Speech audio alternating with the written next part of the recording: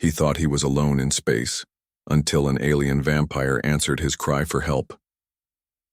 The last signal commander, Marcus Kane, gripped the control panel as another explosion rocked the valiant horizon.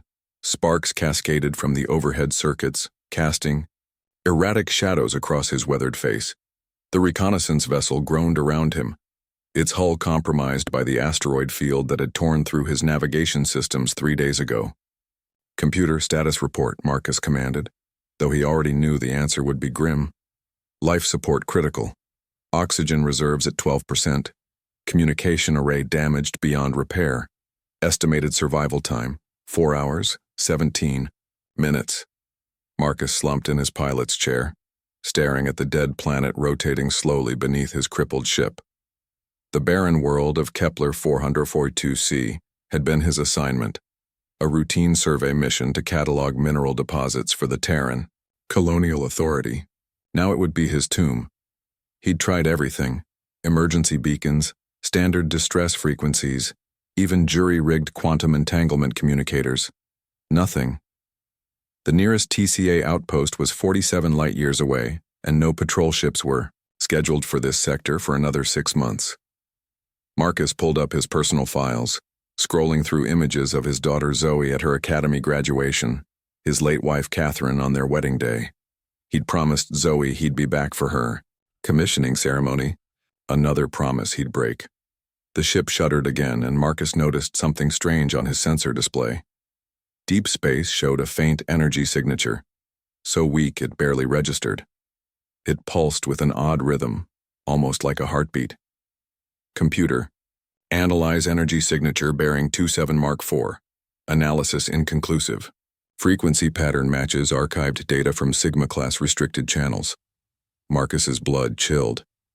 Sigma-class frequencies had been banned after the Proxima incident 15 years ago.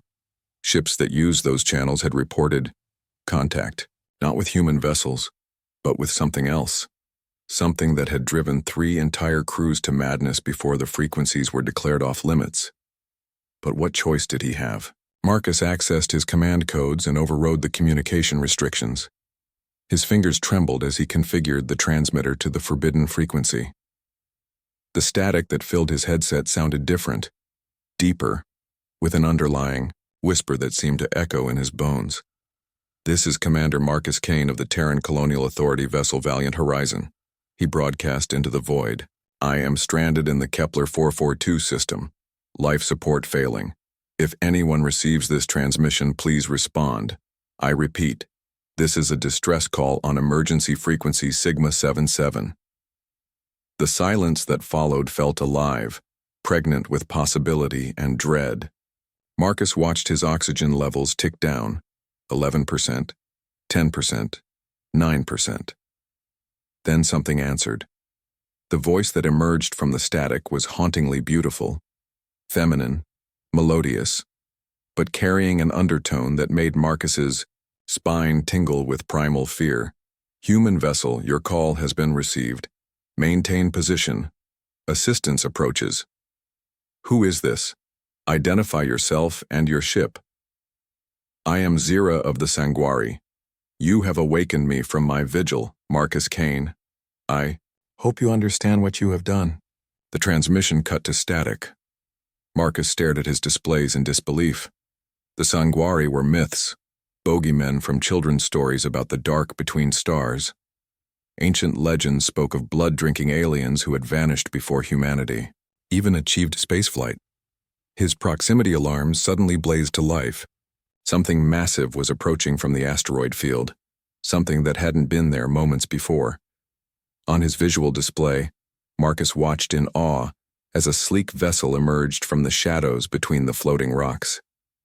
It was beautiful and terrifying, its obsidian hull seeming to absorb light rather than reflect it.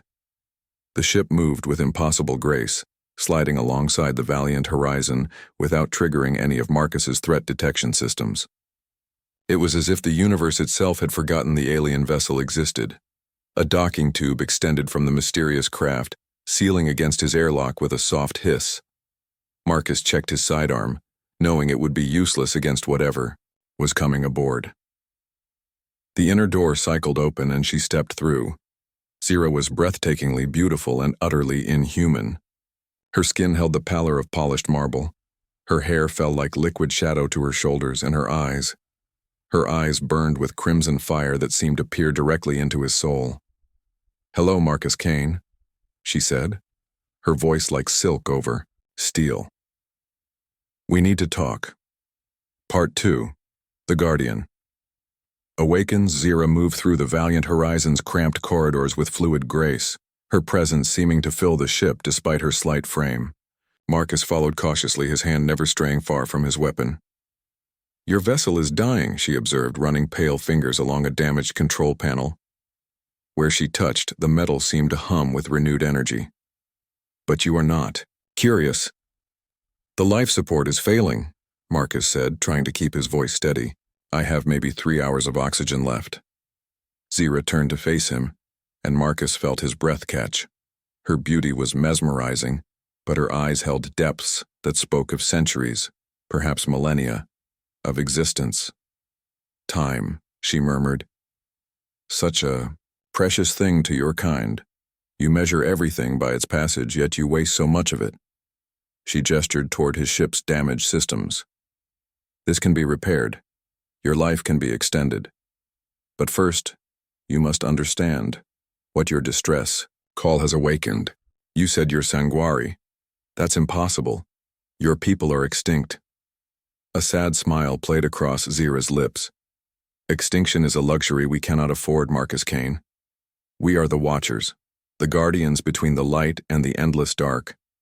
When the galaxy faced its greatest threat, my people volunteered for eternal vigilance." She moved to the observation port, gazing out at the stars. "For 3,000 years I have slept in stasis, waiting for the signal that would call me to duty. Your desperation, broadcast on the old frequencies, has awakened me." Marcus felt a chill that had nothing to do with his ship's failing environmental systems.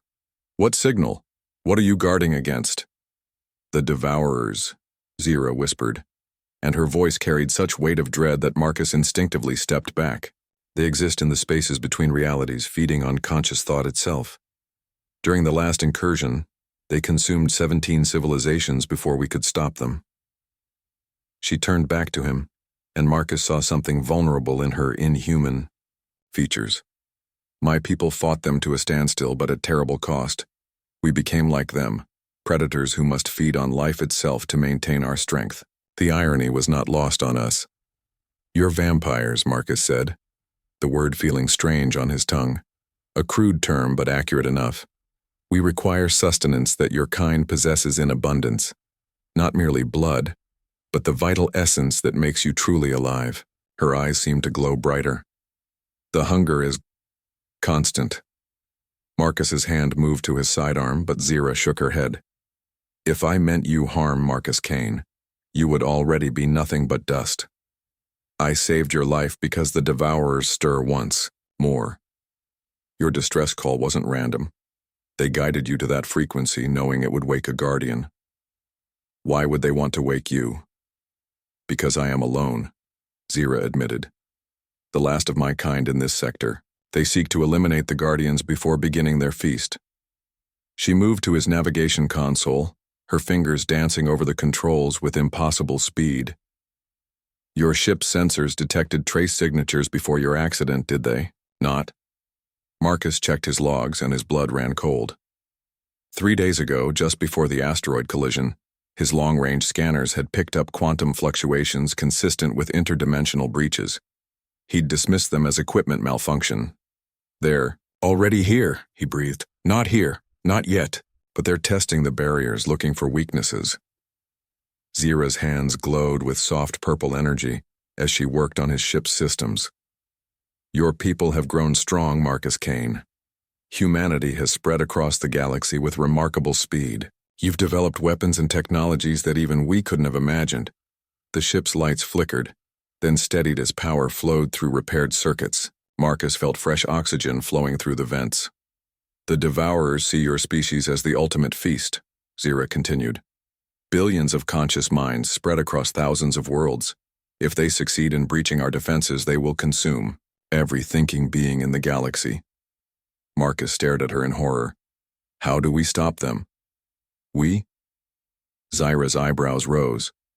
You misunderstand, human. I saved your life because I require your assistance, not because we are allies. What kind of assistance? Zyra stepped closer and Marcus caught her scent, something like midnight flowers and ozone. The old Guardian stations still exist, hidden in dead systems throughout the galaxy. But their defenses require activation codes that only a living consciousness can provide. My people built safeguards to prevent the Devourers from using our own weapons against us. And you need a human to activate them. I need you, specifically. Zyra's crimson eyes bored into his. Your genetic markers match those in our database. Your ancestor, Jonas Kane, was part of the deep space exploration program that first encountered our people 4 centuries ago. Marcus felt the world tilt around him. His family had always claimed their ancestor was lost exploring uncharted space, but the records were classified beyond his clearance level. He volunteered for the first Guardian project, Zyra explained. He didn't survive the process, but his genetic signature was encoded into our security systems. You are his descendant. You can access what others cannot. And if I refuse, Zyra's smile turned predatory. Then the Devourers consume everything you've ever loved, and I am forced to feed on the remnants of civilization until I have strength enough to face them alone. Marcus looked around his repaired ship, then back at the alien woman who had saved his life. Where do we start? Shadows between stars. The journey to the first Guardian station took them through the Helix Nebula, where dead stars created a graveyard of light. Zyra's ship, the Nightfall Embrace, moved through space like a predator stalking prey. Silent, graceful, and utterly alien to human engineering principles. Marcus sat in what Zyra called the observation alcove, watching space distort around them, as her vessel employed some form of faster-than-light travel that his instruments couldn't even detect, let alone understand. Your technology, he said as Zyra joined him, moving with that unnaturally fluid grace. It's beyond anything humanity has achieved. How old is your civilization? Age is meaningless when measured against the void, she replied, settling beside him on the crystalline bench that seemed to grow from the ship's living walls. My people ascended to the stars when your world was still cooling from its formation. We've seen the birth and death of entire galaxies. Marcus studied her profile as she gazed into space. Despite her inhuman nature, there was something profoundly lonely about her. A weight of solitude that spoke of eons spent in isolation. The hunger, he said carefully. How long can you go without feeding? Zyra's eyes flicked to him, and he saw the predator lurking beneath her beautiful exterior. Curious about your safety, Marcus Kane. Curious about my companion. A ghost of a smile touched her lips. 3 months, perhaps 4, before the need becomes overwhelming. But proximity to conscious minds makes it more difficult. Your thoughts, your emotions, they call to me constantly. Marcus felt a chill. Is that why you chose me? As a convenient food source? If I wished to feed on you, distance would not matter. Zyra said softly. No, I chose you because your ancestors showed us something we had forgotten. That strength comes not from consuming others, but from protecting them. She rose and moved to the ship's control interface, her hands dancing over symbols that hurt. Marcus's eyes to look at directly. Jonas Kane could have fled when the Devourers first breached our reality. Instead, he helped evacuate 3 billion Sanguari civilians to the Guardian stations. He died saving vampires? He died saving people, Zyra corrected. Species is irrelevant when facing extinction. Your ancestor understood that. The ship shuddered as they dropped out of their impossible faster-than-light travel. Before them hung a massive structure, part space station, part fortress, part tomb. It stretched for kilometers in every direction, its dark hull studded with weapons that could crack planets. Guardian Station Primus, Zyra announced, the first of 7 installations built to contain interdimensional breaches. As they approached, Marcus saw that the station was damaged. Huge sections had been torn away, and strange energy patterns danced along its remaining structures like aurora in the void. What happened here? The Devourers tested our defenses too, decades ago, Zira explained, her voice tight with old pain. They succeeded in breaching the barriers briefly before we could reseal them. The station's garrison of 12,000 guardians died holding the line. The Nightfall embrace docked with practiced ease, and they made their way through corridors that felt more like the inside of a living creature than a constructed facility. Emergency lighting cast eerie shadows, and the air tasted of ozone and decay. The activation chamber is deep in the station's core, Zira said, leading him through a maze of passages. The journey will take us through areas where reality itself was damaged. Stay close to me and do not trust what you see. They descended through levels that seemed to exist in multiple dimensions simultaneously. Marcus caught glimpses of rooms filled with impossible geometries, heard whispers in languages that predated human speech, and felt eyes watching him from angles that shouldn't exist. The barriers between realities are thin here, Zira explained when he stumbled, disoriented. The Devourer's influence lingers. They reached the activation chamber to find it guarded by two figures in advanced armor. At first, Marcus thought, they were human, but as they turned, he saw the telltale crimson eyes of the Sanguari. Guardians Vex and Caney, Zira said formally. I bring Jonas Kane's descendant to restore the station. The Guardians studied Marcus with ancient eyes. He reeks of mortality, the one called Vex observed. How do we know he won't break under the psychic pressure?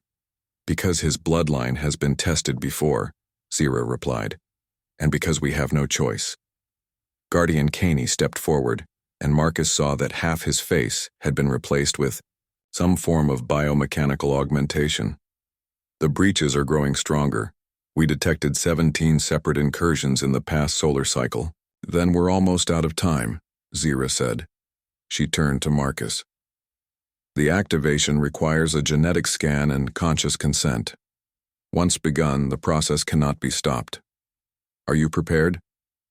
Marcus looked around the chamber, its walls covered in symbols that seemed to writhe in his peripheral vision. He thought of his daughter Zoe, of the billions of humans spreading across the galaxy, unaware of the threat gathering in the darkness between realities. What exactly will happen to me? You will become bound to the Guardian network, Zira explained.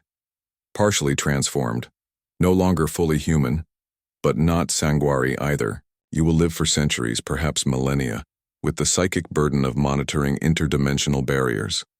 And the alternative? Everything dies.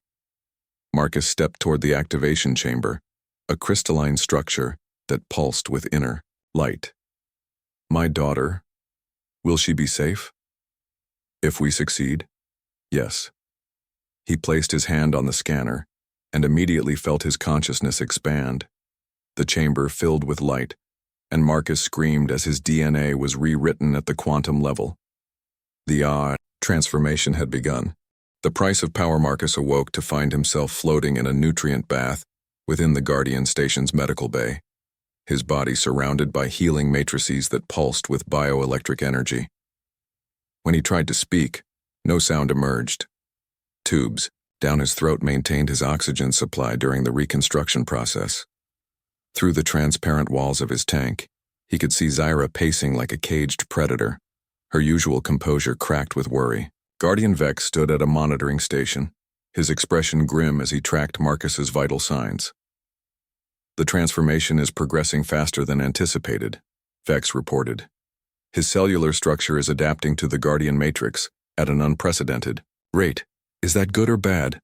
Zira asked, her crimson eyes never leaving Marcus's floating form. Unknown. Jonas Kane's genetic template was designed for compatibility, but 4 centuries of human evolution may have introduced variables we didn't account for.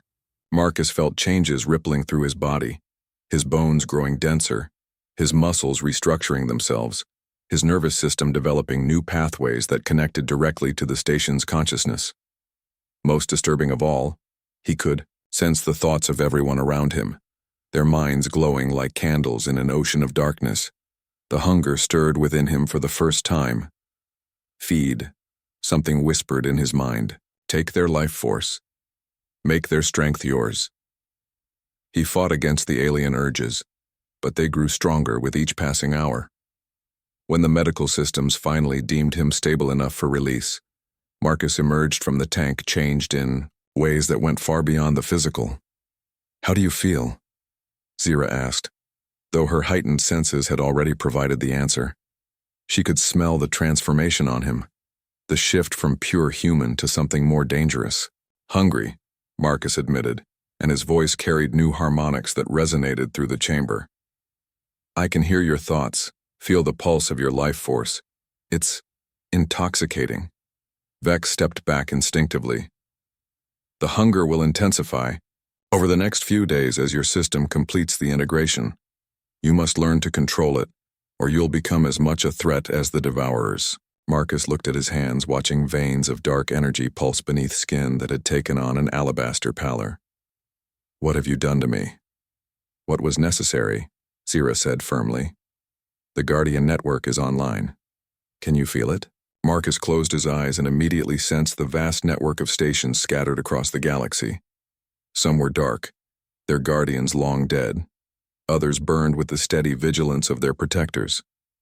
But all of them were connected through him now, their collective consciousness flowing through his transformed neural pathways.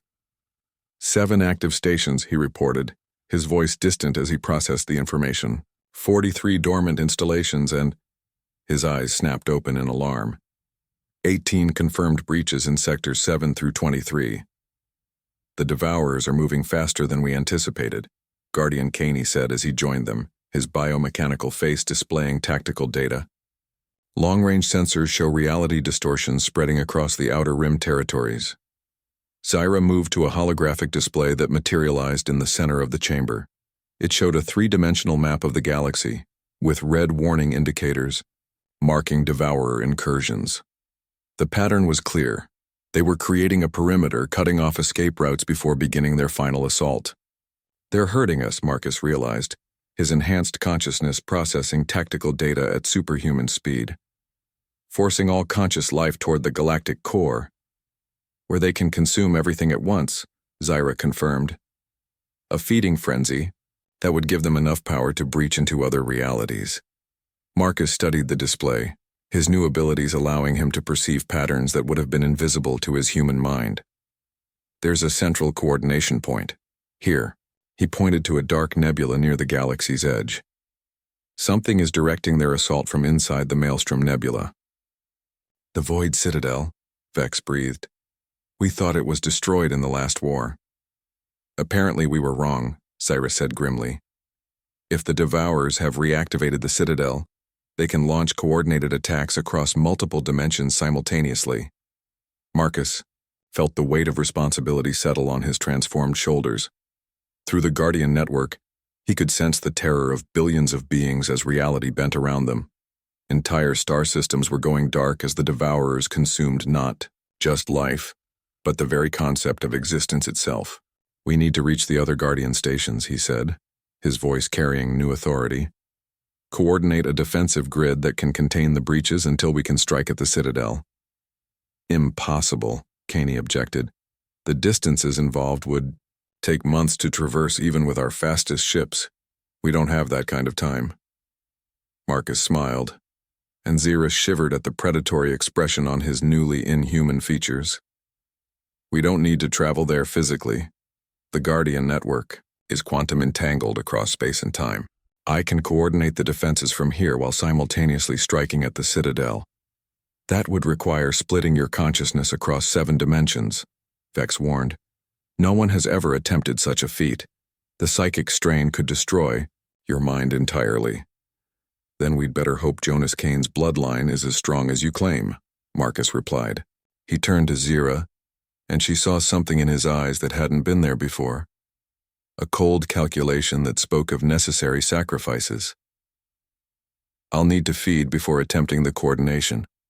The transformation requires massive amounts of life energy." Zira nodded slowly, understanding what he was asking.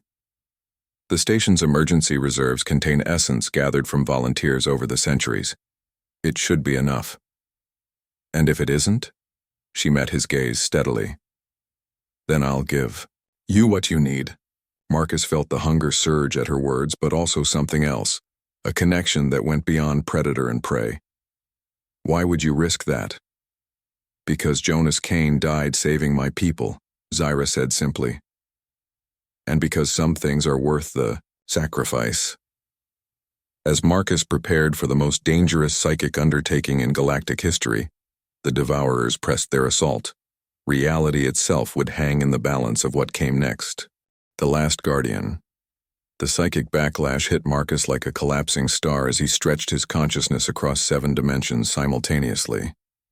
Each Guardian station became an extension of his will, their defensive matrices responding to his commands with crystalline precision. Through the quantum-entangled network, he could feel the Devourers pressing against reality's barriers like acid eating through steel. Stations 3 and 5 are under heavy assault, he reported, his voice echoing strangely as it emanated from multiple points in space-time. I'm reinforcing their shields, but the energy drain is enormous. Zyra monitored his vital signs from the command center, watching helplessly as the transformation pushed his hybrid physiology beyond its limits. Black veins of energy pulsed beneath his skin, and his eyes had become twin stars burning with stolen life force. You're burning through the reserves too quickly, she warned. At this rate, you'll consume everything within the hour. Then, we'd better end this quickly, Marcus replied through gritted teeth. His consciousness soared through hyperspace toward the Maelstrom Nebula, where the Void Citadel pulsed with malevolent intelligence. The Citadel was vast beyond comprehension, a structure that existed partially in normal space and partially in the realm between realities. Its twisted spires reached into dimensions that human mathematics couldn't describe, and from its core emanated waves of pure hunger that had been building for millennia. So the Last Guardian comes to face us, a voice whispered directly into Marcus's mind. It was composed of 1 billion screaming voices, all consciousness that the Devourers had consumed over the eons. How fitting that humanity's champion will become our greatest feast. Marcus felt the psychic assault like ice water in his veins. The Devourers attacked not just his mind, but his very concept of existence, trying to convince him that he had never been real in the first place. Only his connection to the Guardian network kept him anchored to reality. I'm not humanity's champion, he said, manifesting his consciousness as a figure of blazing light within the Citadel's twisted corridors. I'm their nightmare. The battle that followed couldn't be described in physical terms. Marcus fought beings of pure thought and hunger, wielding weapons forged from the collective will of every Guardian who had ever lived. He shattered void spawn, with blasts of crystallized time, carved through dimensional parasites with blades of condensed starlight, and held reality together through sheer force of will. But for every devourer he destroyed, 3 more emerged from the spaces between atoms. The Citadel itself was a feeding mechanism, converting the energy of his attacks into more hungry mouths that sought to consume his essence. You cannot win, the collective voice taunted. We are entropy itself, the inevitable end of all things. Your species will burn, your galaxy will fall, and we will feast on the dreams of gods. Through the Guardian network, Marcus felt Station 7's defenses collapse. Billions of beings in that sector simply ceased to exist as the Devourers swept through normal space like a plague of unreality. His hybrid nature allowed him to process the loss without going mad, but the psychic weight was staggering. Zyra, he transmitted back to the command center. I need more power. The Citadel is adapting to my attacks. The reserves are depleted, she replied, her voice tight with desperation. Unless... Marcus felt her decision through their psychic link before she spoke it aloud. She was going to feed him her own life force, all of it. The last of her ancient strength, gathered over millennia of existence. No, he said firmly. I won't let you sacrifice yourself. It's not sacrifice, Zyra replied, already initiating the transfer protocols. It's evolution. The Guardians were always meant to be temporary. Protectors who would hold the line until something better could take our place. Marcus felt her essence flowing into him, not just her power but her memories, her experiences, her love for a universe worth protecting. Through her consciousness, he saw the first devourer incursion, witnessed the noble sacrifice of her people, and understood the true nature of the threat they faced. The devourers weren't just hungry. They were afraid. Afraid of a universe that could create beings capable of choosing sacrifice over survival, love over power. They consumed consciousness not just for sustenance, but to eliminate the very concept of selflessness from reality. Armed with this revelation, Marcus launched his final assault on the Void Citadel.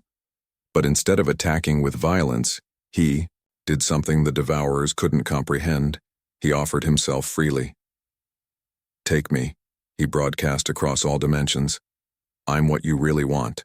A consciousness that chose transformation over extinction, connection over isolation. Feed on me, and let the galaxy live." The offer froze the devourers in confusion. They had never encountered prey that willingly surrendered, and their hunger-driven minds couldn't process the concept of willing sacrifice. In that moment of hesitation, Marcus struck with the full power of the Guardian network. But his attack wasn't designed to destroy the Citadel. It was designed to transform it. Using Zira's memories as a template, Marcus began converting the devourer's feeding mechanism into something new. The hunger that had driven them for eons became a different kind of need, the desire to nurture and protect rather than consume and destroy. "What are you doing?" the collective voice screamed as the transformation rippled through their essence. "Teaching you what my ancestor learned," Marcus replied as his consciousness began to fracture under the strain. "That strength comes from what we protect, not what we consume." The Void Citadel collapsed inward on itself, but instead of creating destruction, it birthed something unprecedented, a new form of existence that combined the devourer's interdimensional abilities with the Guardian's protective instincts. Across the galaxy, the reality breaches sealed themselves as the transformed devourers became wardens of the spaces between dimensions. The threat that had haunted the universe for eons was ended not through violence, but through the conscious choice to become something better. Marcus felt his consciousness scatter across the quantum foam as the transformation consumed the last of his hybrid nature. But as he faded, he sensed something wonderful. His daughter Zoe, now an admiral in the colonial fleet, receiving reports of the crisis resolution. She would never know her father had saved the galaxy. But she would live, to see humanity spread to distant stars without fear of the darkness between them. In the command center of Guardian Station Primus, Zira's body crumbled to ancient dust as the last of her essence completed its journey to Marcus. But her final thought was one of satisfaction. The vigil was ended, and the universe was free to evolve beyond the need for guardians. The age of protection was over. The age of exploration could begin. Epilogue. 1 year later, Admiral Zoe Kane stood on the bridge of the TCS Horizon's Dream, watching as her fleet prepared to enter the Andromeda Transit Gate, humanity's first attempt at intergalactic travel. The mysterious end of the Void Crisis had opened new possibilities for exploration, and the Colonial Authority was eager to expand beyond the Milky Way. "Admiral," her communications officer reported, "we're receiving a transmission on an old emergency frequency, audio only, very faint."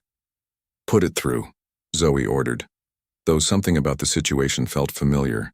A voice emerged from the static, male, warm, carrying an odd harmonic that seemed to resonate in her bones.